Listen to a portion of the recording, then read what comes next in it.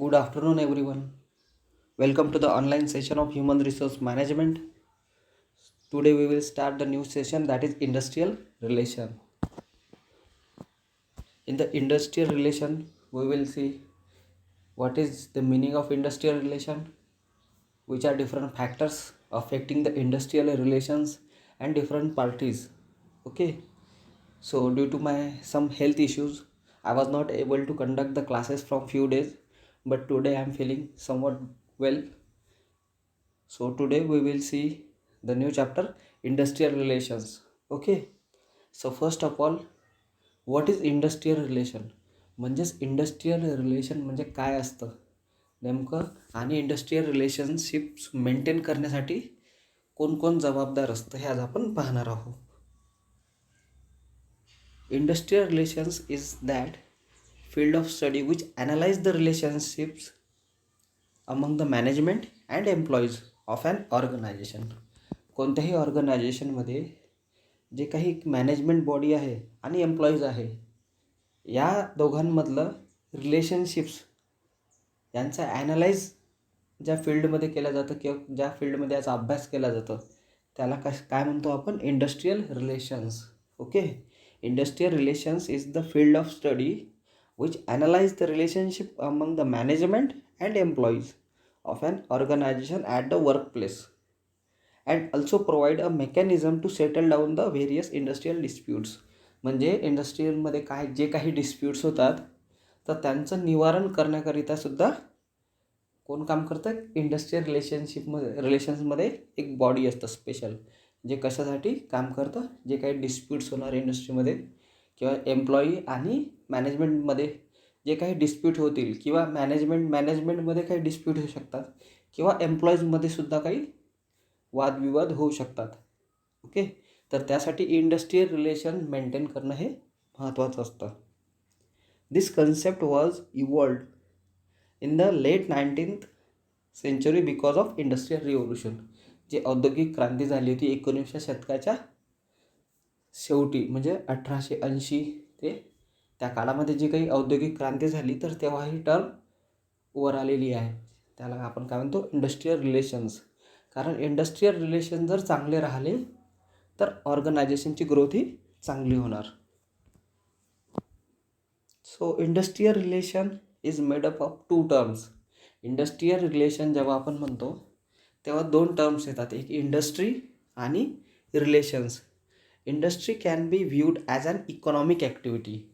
So why we called as economic activity? Because it consists of manufacturing, producing or processing of goods or services. Industry म्हटलं तर आपण आपल्या डोळ्यासमोर एक गोष्ट येतं. इंडस्ट्री म्हणजे काय असतं की त्यामध्ये काय केलं जातं, मॅन्युफॅक्चरिंग केलं जातं किंवा काही प्रोसेसेस असतात, त्याला आपण काय म्हणतो, economic activity. Okay. So which is perform by group of individual. इंडस्ट्रीमध्ये काय असतं की एक ग्रुप ऑफ इंडिव्हिज्युअल, काही लोक मिळून काय करतात, प्रोसेसिंग करतात, मॅन्युफॅक्चरिंग करतात किंवा काही सर्व्हिसेस प्रोव्हाइड करतात. आपण त्याला काय म्हणतो, कंबाईनली इंडस्ट्री. आणि दुसरा शब्द आहे relations. Relations here refers to the connection and communication which pertains between the employer and employees within the workplace. म्हणजे त्या ऑर्गनायझेशनमध्ये जे काही काम करणारे एम्प्लॉईज आहेत आणि ज्यांनी काम प्रोव्हाइड केलं त्याला काय म्हणतो आपण, एम्प्लॉयर्स. यांच्यामधलं जे काही कनेक्शन आहे, कम्युनिकेशन आहे, त्याला आपण काय म्हणतो, रिलेशन्स. म्हणजे ते कसं आहे. ओके. तर हे 2 शब्द आहेत, इंडस्ट्री आणि रिलेशन. इंडस्ट्री म्हणजे काय दाखवतं, इकॉनॉमिक ॲक्टिव्हिटीज, मॅन्युफॅक्चरिंग कशी केलं जातं किंवा कोणत्या प्रोसेसेस आहेत, आणि हे ग्रुप मिळून सर्व प्रोसेसेस करतात आणि त्यांच्यामधलं relation. Then the next topic is factors affecting industrial relation. म्हणजे कोणते कोणते महत्त्वाचे असे फॅक्टर्स आहेत की जे इंडस्ट्रियल रिलेशन्सला अफेक्ट करतात. So first one is individual behaviour. एखादा एम्प्लॉई आहे किंवा एखादा मॅनेजमेंट पर्सन आहे मॅनेजमेंट बॉडीमधला, तर एक इंडिव्हिज्युअल बिहेवियर कसा आहे, आपण ऑर्गनायझेशनमध्ये कसं बिहेव करतो यावर इंडस्ट्रियल रिलेशन्स मेंटेन राहू शकतात किंवा ते अफेक्टसुद्धा होऊ शकतात. जर बिहेवियर चांगलं असणार एखाद्या इंडिव्हिज्युअलचं तर नक्कीच इंडस्ट्रियल रिलेशन चांगले राहणार. किंवा जर बिहेवियर किंवा ॲटिट्यूड कामाकडे थोडासा वेगळा असणार तर नक्कीच ते कामाला अफेक्ट करणार किंवा इंडस्ट्रियल रिलेशन्स चांगले राहणार नाहीत. त्यानंतर असतं ऑर्गनायझेशनल स्ट्रक्चर. आपण ऑर्गनायझेशनचे स्ट्रक्चर पाहिलेले आहेत की कोणत्या कोणत्या प्रकारचे ऑर्गनायझेशनचे स्ट्रक्चर असतात. तर ऑर्गनायझेशनचं स्ट्रक्चर कसं आहे. सपोज ऑर्गनायझेशन स्ट्रक्चर हायरार्चिकल स्ट्रक्चर आहे. हायरार्चिकल स्ट्रक्चर जर असेल तर नक्कीच कम्युनिकेशन फ्लो जो असतो हा कम्युनिकेशन फ्लो डाऊनवर्डसुद्धा व्यवस्थित राहणार.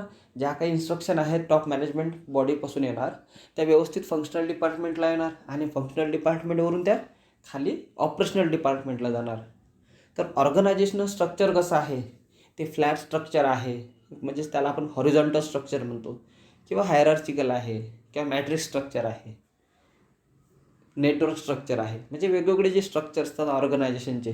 तर ऑर्गनायझेशनल स्ट्रक्चर कसं आहे हे इंडस्ट्रियल रिलेशन्स कसे राहणार हे त्यालासुद्धा अफेक्ट करू शकतो. देन सायकोलॉजिकल फॅक्टर, म्हणजे जे काही एम्प्लॉईजची सायकोलॉजी आहे, तिथे जे काही वर्कर्स काम करतात किंवा जे काही टॉप मॅनेजमेंट आहे त्यांची वैचारिक लेवल जशी आहे तसेच इंडस्ट्रियल रिलेशनसुद्धा राहणार.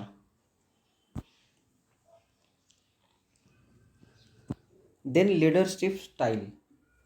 त्या ऑर्गनायझेशनमध्ये जेव्हा आपण वर्क करत आहोत किंवा एखादी पर्टिक्युलर डिपार्टमेंट आहे, जसं मॅनेजमेंटमधली जर डिपार्टमेंट पाहिली ह्युमन रिसोर्स मॅनेजमेंट, तर त्या डिपार्टमेंटमध्ये जो काही ह्युमन रिसोर्स मॅनेजर राहणार तर त्याची लिडरशिप स्टाईल कशी आहे, तो कसा लोकांना हँडल करतो. किंवा मार्केटिंग मॅनेजर आहे तो कसा लोकांना हँडल करतो.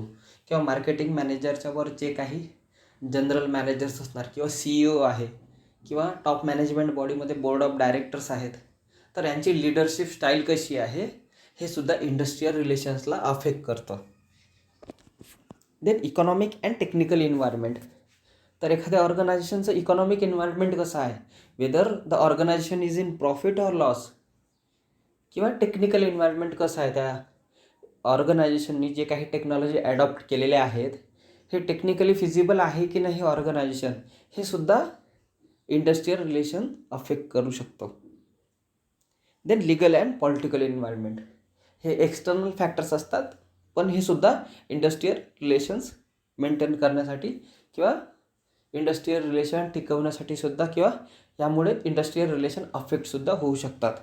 लिगल अँड पॉलिटिकल एन्व्हायरमेंट, जे काही गव्हर्नमेंटच्या पॉलिसीज आहेत ऑर्गनायझेशनच्या विषयी, की त्या पॉलिसीमध्ये जर काही चेंजेस झाले आणि जर ती पॉलिसी एम्प्लॉईजला मान्य नाही आहे आणि ऑर्गनायझेशन ती पॉलिसी अप्लाय करत आहे तर त्यामुळे इंडस्ट्रियल रिलेशन हे खराब होऊ शकतात. Okay, so legal and political environment is external to organization but it also affect the industrial relations. Then the next point is parties involve in industrial relation.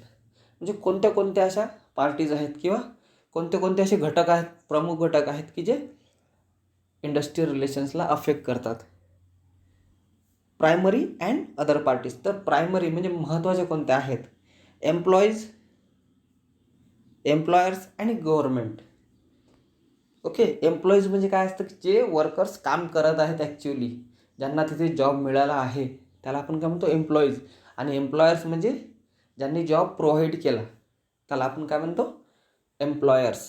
आणि government जे काही रूल्स अँड लॉ सेट करून organisation चालतं, त्यामुळे हे 3 primary factors असतात.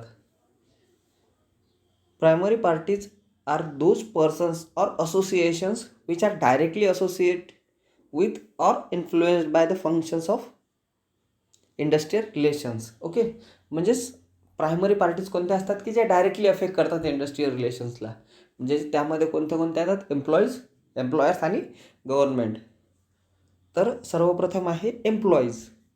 The workers who provide the services to the organization are an essential resources and contribute to generating the desired output. जे काही ऑर्गनायझेशन, एखादी मॅन्युफॅक्चरिंग इंडस्ट्री आहे किंवा कोणतीही एक इंडस्ट्री असेल तर त्या इंडस्ट्रीमध्ये जे काही आउटपुट त्या इंडस्ट्रीचा आहे हे आउटपुट घेण्याकरिता सर्वात महत्त्वाचा रोल कोणाचा असतो, एम्प्लॉईजचा असतो की जे ॲक्च्युअली तिथे काम करतात. So sharing their views, suggestions and ideas with the management to improve the business operations. तर इंडस्ट्रियल रिलेशन हे मेंटेन करण्याकरिता कसे हे फायदेशीर आहेत किंवा काय ॲडव्हान्टेज राहतो एम्प्लॉईजचा, तर ते काय करतात, त्यांचे व्ह्यूज, सजेशन्स आणि आयडिया मॅनेजमेंटसोबत शेअर करतात, की ज्यामुळे इंडस्ट्रीमध्ये रिलेशनसुद्धा टिकून राहिले पाहिजे आणि प्रोडक्टिव्हिटीसुद्धा वाढली पाहिजे. Then the next point is becoming a part of organizational decision making and ensuring the betterment of working condition. Okay, तर एम्प्लॉईज जे असतात हे एम्प्लॉईज त्यांच्या जेव्हा आयडिया शेअर करणार किंवा काही सजेशन्स देणार, तर त्यामुळे काय होणार की ऑर्गनायझेशनल डिसिजन मेकिंगचा एक भाग होणार आणि ज्यामुळे ऑर्गनायझेशनमध्ये ज्या काही वर्किंग कंडिशन आहे ह्या नक्कीच इम्प्रूव्ह होणार आणि इंडस्ट्रियल रिलेशनसुद्धा इम्प्रूव्ह होणार. Speaking out their problem and grievances and seeking for the redressal of the same. त्यांच्या ज्या काही समस्या आहेत ह्या समस्या जर त्यांनी त्यांच्या मॅनेजमेंटसमोर मांडल्या व्यवस्थितपणे, जे एम्प्लॉईज आहेत, तर त्यांच्या समस्यांचं निवारणसुद्धा होऊ शकतं आणि त्यामुळे काय होणार, इंडस्ट्रियल रिलेशनसुद्धा चांगले राहणार. तर हे झाले employees. Then the next one is employers. Employers कसे अफेक्ट करू शकतात किंवा त्यांच्यामुळे कसे इंडस्ट्रियल रिलेशन टिकून राहू शकतात. Employers are the responsible persons for providing a favourable work environment for the employees. म्हणजे एम्प्लॉईजला एक फेवरेबल वर्क एन्व्हायरमेंट प्रोव्हाइड करणे हे कोणाचं काम असतं, एम्प्लॉयर्सचं काम असतं, की ज्यांनी जॉब प्रोव्हाइड केला आहे. They have many rights and power like laying off insufficient employees, taking strategic decisions such as mergers, acquisition, or shutdown of the organization and adapting technological changes in the operation. म्हणजे जे काही employers असतात किंवा जे top management body आहे, आपण top management bodies म्हणून, कारण तेच ऑर्गनायझेशनचे महत्त्वाचे घटक असतात आणि तेच जॉब प्रोव्हाइडसुद्धा करतात एम्प्लॉईजला. तर सर्वात महत्त्वाचे जे काही स्ट्रॅटेजिक डिसिजन आहेत हे कोण घेत असतात, एम्प्लॉयर्स घेत असतात. त्यामुळे इंडस्ट्रियल रिलेशन मेंटेन ठेवणं सर्वात मोठी जबाबदारी कोणाची असतं, एम्प्लॉयर्सची असतं. कारण जे काही डिसिजन्स आहेत, फॉर एक्झाम्पल जसं इथे सांगितलेलं की मर्जर्स, म्हणजे एखादी दुसरी कंपनी आहे आणि त्या दोन कंपनी जर एकत्र येत असणार तर त्याला आपण काय म्हणतो, मर्जिंग, म्हणजे एकत्र येत आहेत. त्यानंतर दुसरं आहे ॲक्विजिशन, म्हणजे एखादी दुसरी कंपनी विकत घेणं, त्याला आपण काय म्हणतो, acquisition. Or shutdown of the organization, किंवा एखादी कंपनी बंद होणं. तर हे जे काही डिसिजन आहेत हे डिसिजन घ्यायची जबाबदारी कोणाची असतं, एम्प्लॉयर्सची असतं, जे जॉब प्रोव्हाइड करतात किंवा जे टॉप मॅनेजमेंटमध्ये आहेत.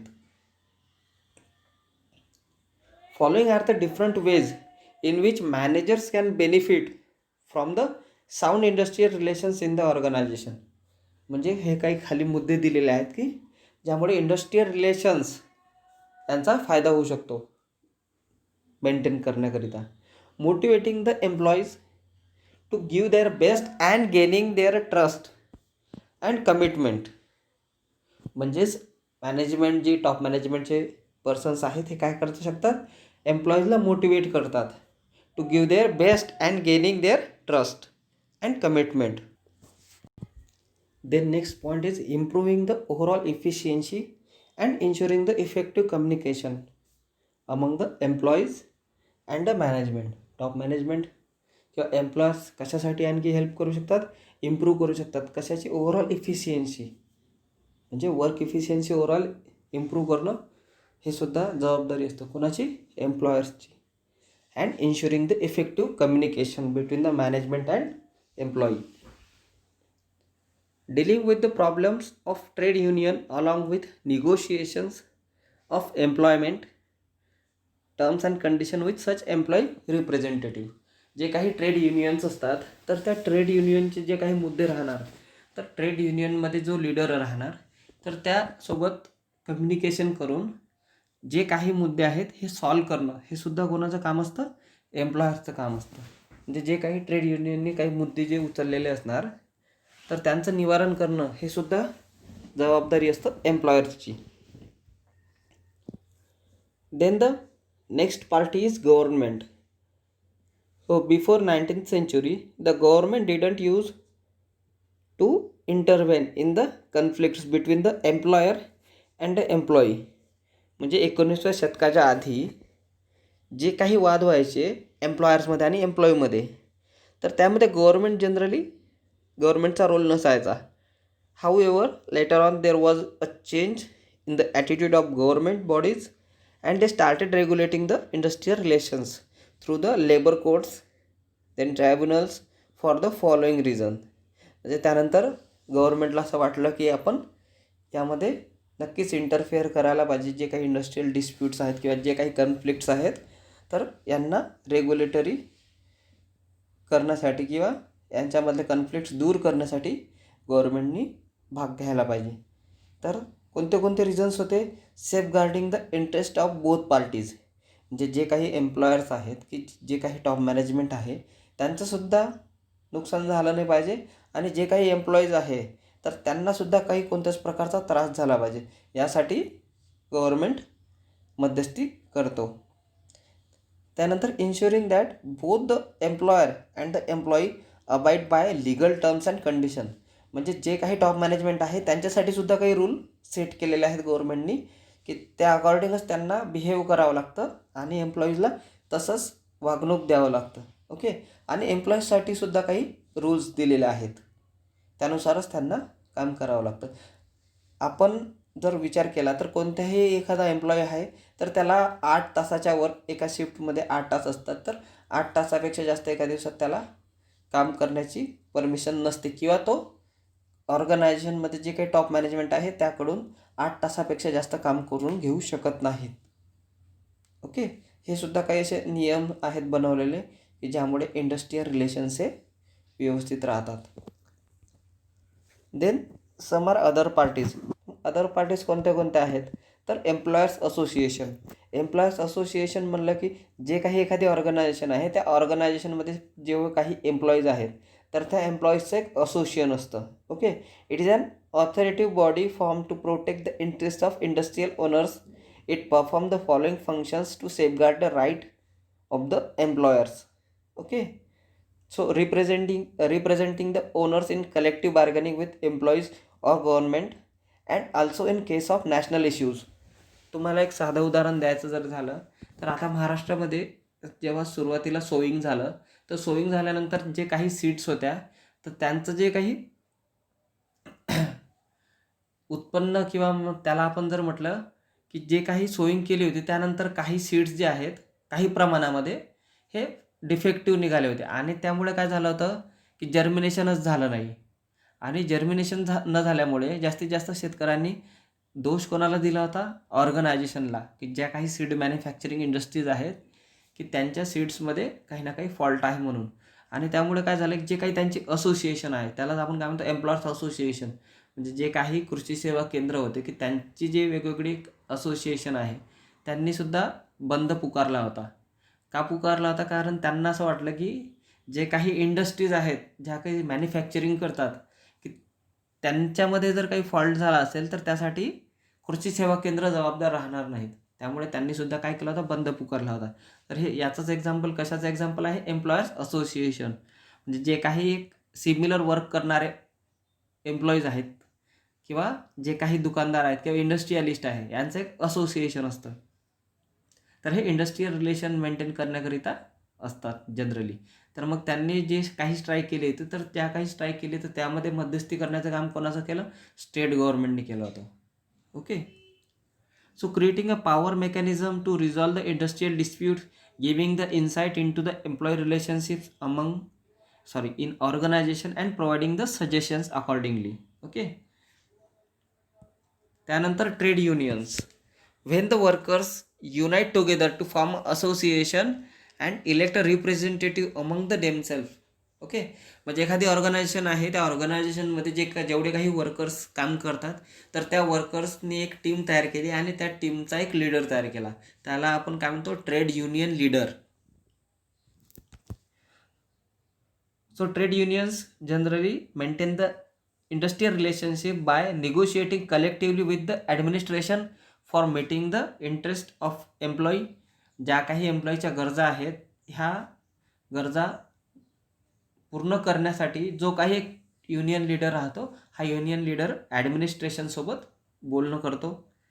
Then upgrading the status of employees in the organization. जे काही स्टेटस आहे एम्प्लॉईजचं हे अपग्रेड करण्याचं काम किंवा हे कोणाचं असतं, एक युनियन लीडर असतो ज्या नेहमी तो मागण्या करत असतो की ज्या काही सुविधा दिल्या जातात एम्प्लॉईजला. जसं कोणतंही ऑर्गनायझेशन आहे तर त्यांना जे काही त्या ऑर्गनायझेशनचे एम्प्लॉईज आहेत तर त्यांचे जे काही हेल्थसाठी सुविधा असणार किंवा त्यांच्या मुलांसाठी जे काही एज्युकेशन फॅसिलिटीज आहेत हे अवेलेबल करून देणं कंपल्सरी असतं. तर हे काम कोण करतं? ट्रेड युनियन लीडर्स करतात. ट्रेड युनियन लीडर्स मागणी करतात ॲडमिनिस्ट्रेशनला, आणि ॲडमिनिस्ट्रेशन आणि जे काही एम्प्लॉईज आहे यामधलं दुवा साधण्याचं काम कोण करतं? Trade union leaders. Then courts and tribunals. The judiciary includes the courts to resolve the legitimate conflicts and the judicial review to administer the justice of constitution. These courts and tribunals play an essential role in settlement of industrial disputes by eliminating the possibilities of following, like judicial flaws, conflicting judgments, poor evaluation of penalty, confusing terms and condition. तर generally आपल्याला माहिती आहे की जर industrial dispute थोडं मोठ्या प्रमाणात आहे, जनरली इंडस्ट्रीयल डिस्प्यूट हे ह्युमन रिसोर्स मॅनेजमेंटमध्येच रिझॉल्व्ह होतात, आणि त्यानंतर जर ते प्रॉब्लेम मोठा असणार तर ते टॉप मॅनेजमेंटला जातात, आणि टॉप मॅनेजमेंटमध्ये जर तो इश्यू सॉल्व झाला नाही तर जनरली जे काही पार्टी राहणार तर ती पार्टी कोणाला अप्रोच करणार? कोर्टमध्ये अप्रोच करणार, आणि तिथून मग जे काही कन्फ्लिक्ट्स आहे हे सॉल्व केले जाणार. Okay. Then international labour organization ILO. On international ground an association was form under the name international labour organization in the year 1919 to set up international norms and standards for dealing with the industrial disputes and the issues of worker.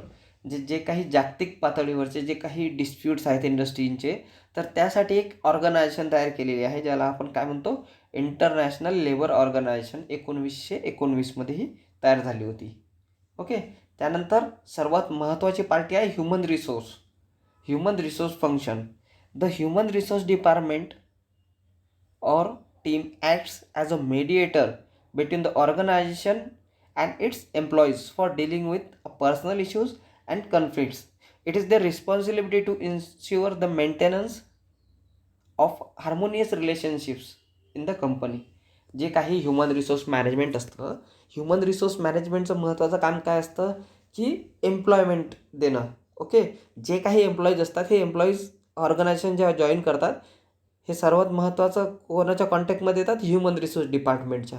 त्यामुळे जेव्हा काही इंडस्ट्रीमध्ये काही disputes होतात किंवा जे काही वादविवाद होतात तर ते सर्वात आधी ह्युमन रिसोर्स डिपार्टमेंटमध्ये त्यांच्यावर किंवा जे काही कारवाई केली जाणार इनिशियली हे ह्युमन रिसोर्स डिपार्टमेंटमध्ये केली जातं.